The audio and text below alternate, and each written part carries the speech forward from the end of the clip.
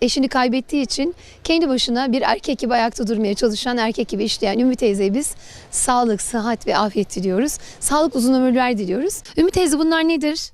Çıtlık bunlar teyzem. Nazara birebir. Nazarı birebir. Evet. Bunların hepsi ağaç mı? Ağaçtan mı yapılmış bunların hepsi? Enişte yapıyı Göcek'te, Gargı'da. Enişte yapıyı ben de satıvırayım. Allah seni inandırsın. Kayış kırılmış, dal kırılmış, aşağı dala kayış tutmuş. Öyle olmasa öleceğimiş.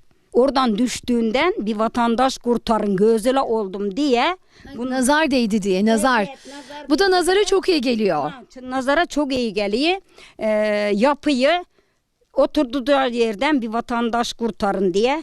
Benim de beyim rahatsız kana çok yardımcı oldu parada pulda. Eğmendiğim yer olduğu için ben de satıvırayım. Satıyorsun sen de. Evet. Allah bereketini artırsın inşallah. Biz de alalım buradan bir iki tane. İnşallah kuzum, inşallah. Bir